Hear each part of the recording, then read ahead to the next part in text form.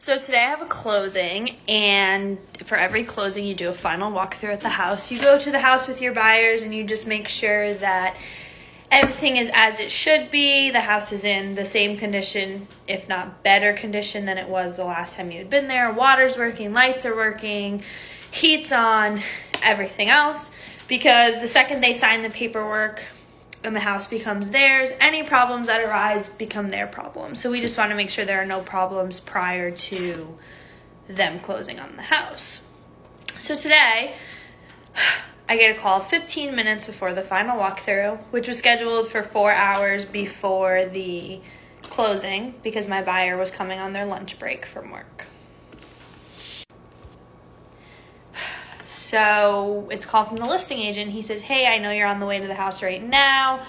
The house has been empty for a couple of months now. And he said, I've been going over there and checking on it and making sure everything was okay.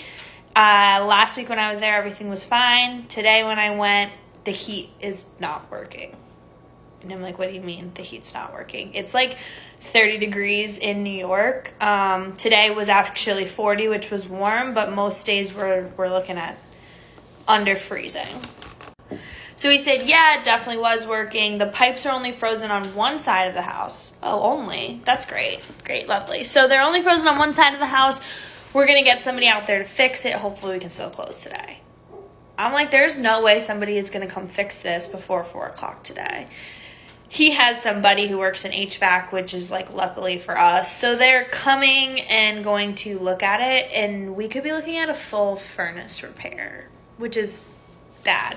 And if the pipes burst in the meantime, a lot of damage to the house.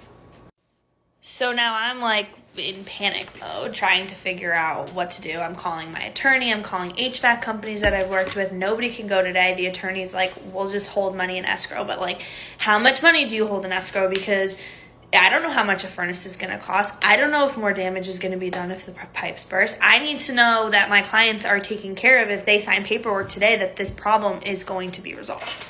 So after talking to my clients, after talking to our attorney, going back and forth with the listing agent, we came to an agreement on a specific amount that's going to be held in escrow.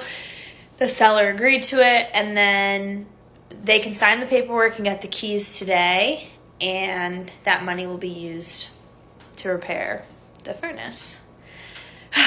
Sometimes it's not all fun and games buying a house.